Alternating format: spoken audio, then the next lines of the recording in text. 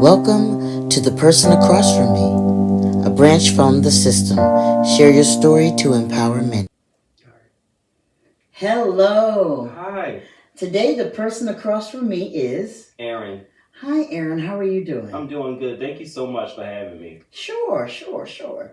Now, I want to ask you some questions because we're here to talk about victorious moments in other people's lives because it's under the system, which means share your story to empower many. Yeah. And today you're going to share your story to help someone else that might be going through or has been through what you've been through and sure. can't move. Yeah. And we're still in a corner or still has no, hope, thinking that there's, no end or there's no relief in sight.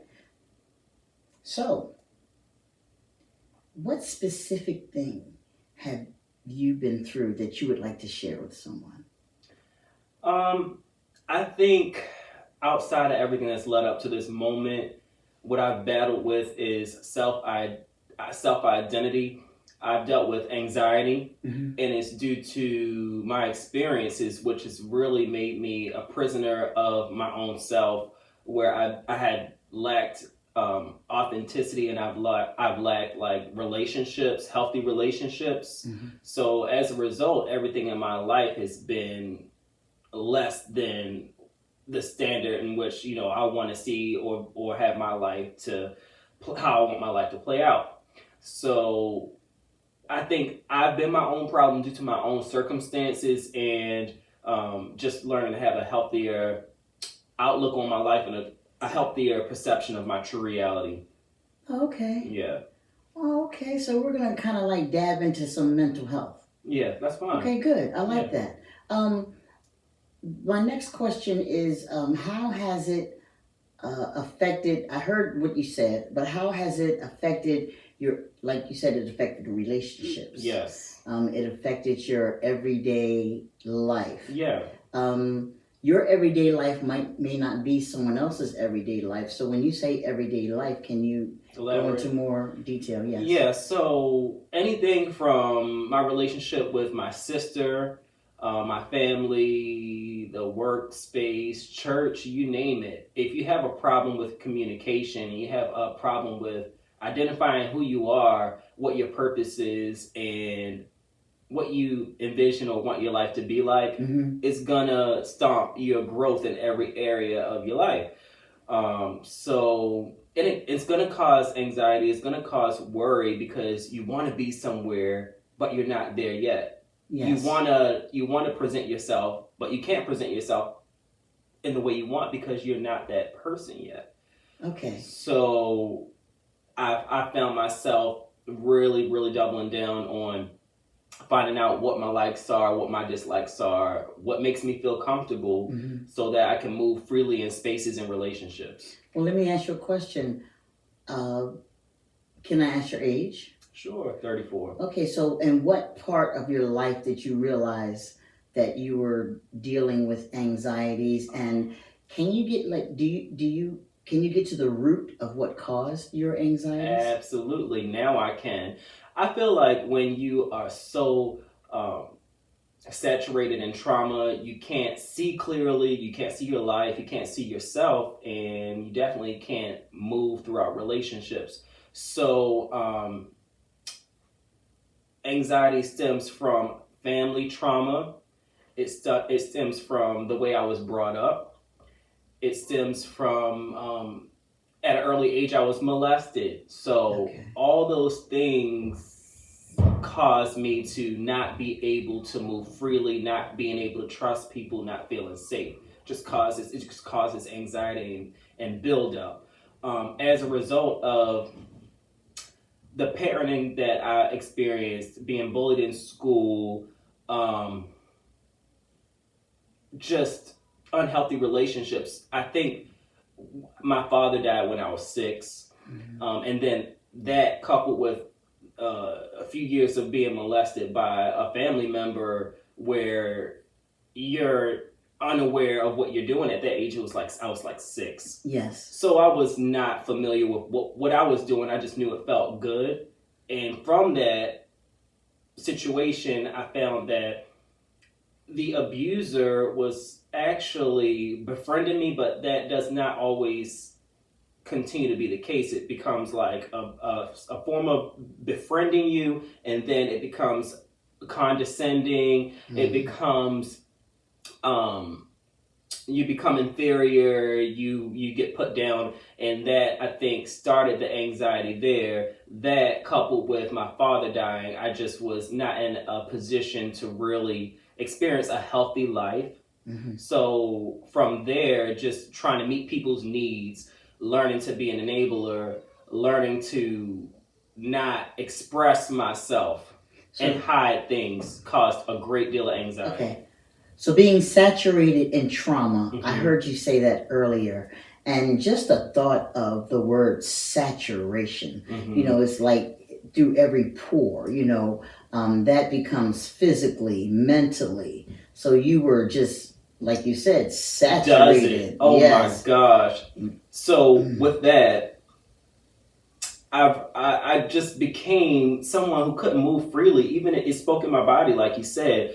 Towards the climax of this whole anxiety phase, I became like had trouble sleeping, had trouble eating, weight up and down, breaking out. My body was responding to the level of anxiety that and the worry that I was going through. So saturated in trauma and being deaf to who I was, who I wanted to become. Like, it was bad. I would not be able to enjoy hobbies, enjoy my everyday life. Just worried, just worried. Worrying and anxiety coming from not feeling safe. Okay, so I was told that anxiety comes from worrying about the future, what's to come. Depression is worrying about the past. That can't be changed. So when did you get to a point where you realize that your anxiety wasn't normal? Because some people have normalized their anxieties. They think it's okay until someone says, or until they say, wait a minute, this is consuming my day. Because I dealt with OCD. So counting became my obsession. Yes. I realized that my level of anxiety and worry was not healthy when I realized, hey, this is how you go to sleep. This is how you wake up. It's affecting your body. It's affecting your relationships with your sister, people that you love. You can't move freely in church. You haven't learned who you are or felt comfortable enough in yourself to have a conversation. Like I'm having this conversation here with you right now. This would not have been possible a year ago. Wow. Or even a few months ago. God is good. But isn't he? He's really, really good for me to be able to move freely and to be around people that you know and you want to trust, and you want to have those relationships, but you're just too tense. Your body's too tense. You're still reacting off of feeling unsafe, that unsafety that you've experienced. And I've told my listeners on a podcast that I'll talk about later, you have to learn to tell yourself, I am safe. I'm not that child. I'm not that person I was last year or last month. And I'm safe. Yes. I'm safe. Yes. And allow yourself to have real relationships. Let people come in to you and you expose yourself in a free way. Yes. You mentioned exposing yourself in a free way. Vulnerability can be very scary. Yeah. It can also be very freeing. I told someone, vulnerability is my ray of sunshine. I don't care what you know about me. I'm going to just keep it moving. Yes. Because it's a freedom. Yes. You don't let gossip bother you. You can sit somewhere and not say, why are they looking at me? Or, something like that. Is it my smile? Yes. What am I doing? Yes. So, did you feel yourself making other people tense? Could other people say to you, are you okay? I mean, not that type, when you're sitting there blinking or twitching. Right. But you're sitting there and sometimes people can discern right. or feel that you're not comfortable. Right. So it would be a conversation that goes along the lines of, "Hi, how are you?" Yes. And you're acting. You're acting to an extent, but you can only act within yourself but so much. There's only but so far you can go with that. So there's no authenticity. So it's basic, superficial conversation and like a masking. Yeah, and they're like, they know that this is your pattern. They expect it. They know also it's not going to go any further. So they're sitting there like, okay, we know how this verbiage is going to go, how this conversation is going to go. And I'm left feeling like, did I pull it off? And you're just happy to get it over with. Just on a simple, how were you? It was nothing authentic about the conversation. It was the same template for every conversation. And you're not showing who you are. Yes. It's just like, you're not even really checking in. So that's the way those conversations would go. So I wouldn't be showing people anything outside of the same conversation. So authenticity became a problem. Yeah. Being your real self became a problem. Right. Because the anxiety was hindering you. Right. From become. So when did you break out of this shell and become Aaron?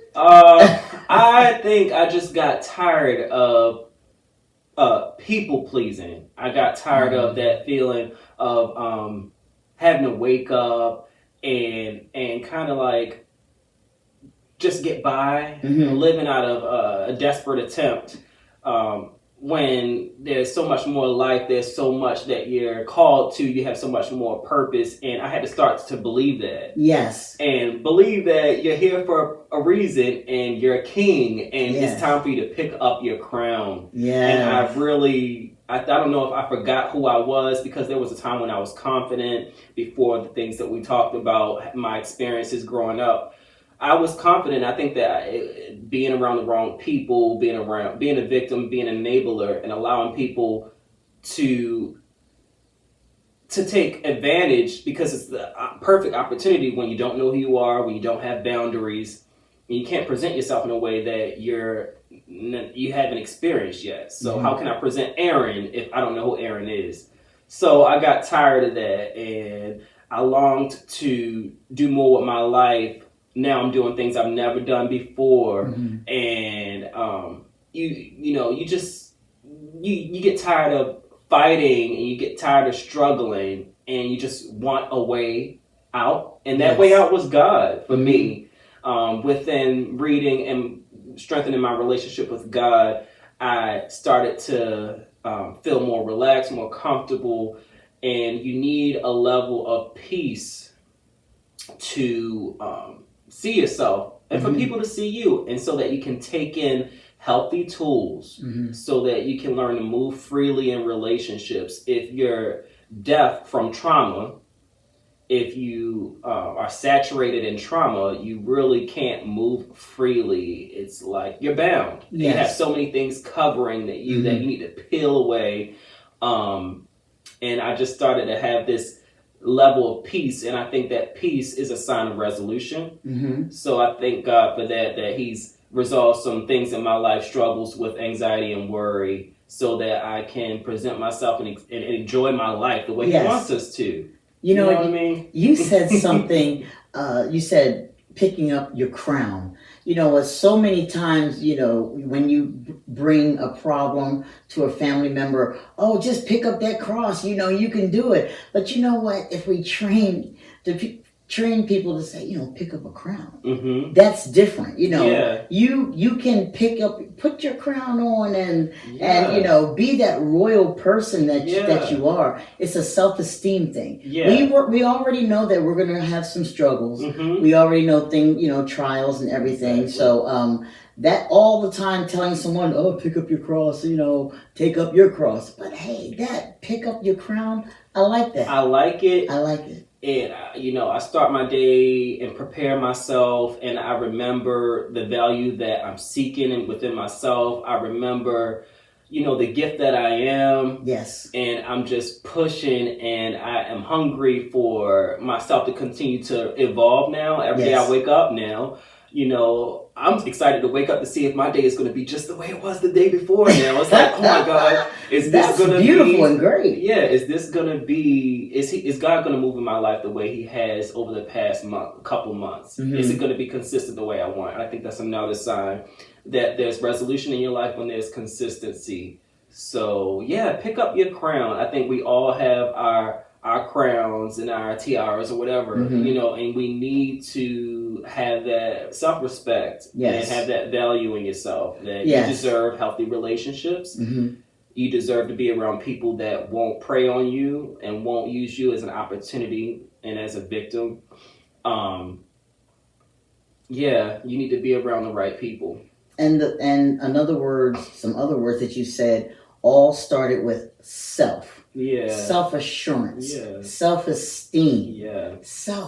Because it starts with self. Yeah. I can tell you that you're handsome. You have a nice smile. Exactly. But if you don't believe it, I'm really just talking. It won't leave your doorstep. You can't see it from your doorstep. Right. You can't see it at all. So sometimes looking and facing that mirror can be scary. Yeah. But it's necessary. Yes, it is. And I had to face a mirror and looking at myself, and I was like, God showed me some ugly things that I know I needed to, unravel, because sometimes things just aren't, you just untwist it or unsnap. Yeah. It had to be unraveled. And you did mention about peeling layers, getting to that core. Absolutely. So thank you very much. You're welcome. This is going to enlighten someone that is thinking, I can't move from this place. Yeah. But you can. You can. Yes. It starts with self, though. So I can't make you. And you know what? Sitting across from you,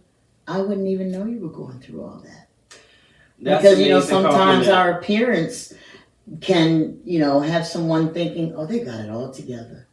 When we leave from here, I won't feel like, oh, now I get to put it down, and I want to be consistent in every area of my life, not just when the cameras are off, but when I go home, when no one's looking, is my life consistent as well. So, did you seek professional help, like a therapist or counseling?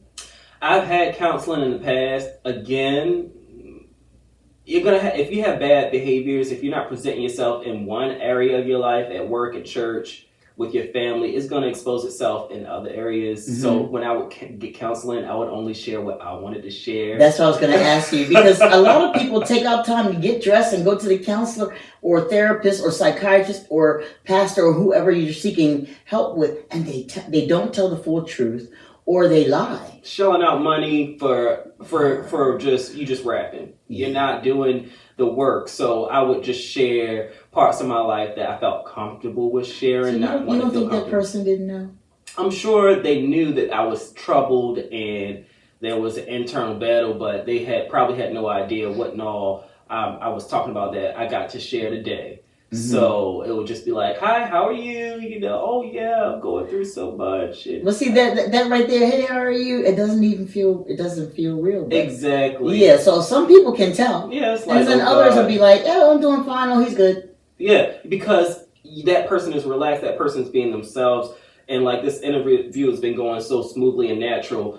It wouldn't have gone as smoothly if I would have came in with the same mindset I did. I was going to have to be a dentist like I was you pulling teeth. You would have been having to pull teeth the entire time, just rewording and just trying to get me to share myself and let my guard down. And say, I'm going to have to edit this. Yeah, it's going to be a lot of edits. So, doing that with the counselor, no, it was not productive. But I have had counseling. To answer your question now, yes, I do have counseling, and I'm a regular member of my church, and I have mentors. I have people around me that sow into me. One day, I was with a business partner, and we always play songs before a Zoom meeting, and we make sure they're positive songs, so when people come on, their mind is not rattled, it's relaxed. Right. And she said, well, I'm about to play my playlist. I said, okay. And I heard this voice saying, I don't want to be anything else. Oh, my song, anything else. What? And I was like, that person goes to my church? Oh, wow. Oh, wow. Yes, and it was she said, he does. I said, you met him, because she came for one of the plays that our church had put on before. Nice. So it was nice. Can you explain, can you talk about that song? Because it was very, very uplifting. It really was. Thank you. So Anything Else, I wrote that, this song is about 6 years old, but that was during a time where I guess I was the beginning of me just wanting more, just wanting a deeper level of understanding and worth. And it took a while for me to write it, but it was my declaration that I wanted to be every and anything that I'm supposed to be outside of having to like satisfy others. It really was a song about me in whatever form that is. My the way I look at myself and the way other people view me is none of my business. So all I want to do is live my life's journey, chasing down what God has in store for me, what my purpose is, and everything and anything that makes me feel good. And if it makes me feel good and I'm following the purpose of God over my life, it should all be going in the same direction. Yes. You know what I mean? Yes. It So shouldn't everything be on one accord. right. So the song has been a blessing, and it has been great to see the response from people, because the song just grew legs. It's like everywhere I share my songs, that song sticks out, and I appreciate that song. It's a gift. It's a song that I love, and I'm glad that I get to share it. Okay, now I wanted to ask you, is it okay if I play this song in the background during this interview? Sure, absolutely. Because now let me ask you another question. When you wrote it and now, is it two different levels? Oh my gosh, yes. When I wrote it, I was just so desperate and just wanted, and just like, it's like God gives you a glimpse of what He has in store for you. It's like, this is what I can do for you. Yes. And even the video, I was already representing what I know to be true today. Like, I love nature. I love simple things, and the whole video is shot outside. And the song, then I was just longing for something that I've never experienced. But now that I get to experience, I know how much more is out there for me. And it's like limitless. My dreams and my goals are limitless. There is no ceiling as far as I'm concerned. And I really believe it now versus before. I felt like I was speaking it and encouraging other people and looking for that encouragement myself. I believe we all need encouragement. Yes. And anyone that's a leader, anyone that is exposing their gifts and sharing, they definitely need counseling. They definitely need support and encouragement. Yes. But now I believe it too. And I'm thankful the song means so much more. Yes. Now. Yes, because sometimes when God gives us things, it comes from a scary place. We're not comfortable. And then we realize, wait a minute, you know what? That doesn't bother me anymore. Right. I'm not afraid. I used to have road rage. Yeah. Now I'm realizing I'm so patient. Yeah. I'm scared and surprised and chuckling at myself. Yeah. Yeah, so thank you very much. You're and welcome. I know this is going to help someone. I hope it's a blessing to everyone that's listening or watching, and I look forward to seeing the responses and the feedback. Thank you. You're welcome. Thank you for having me.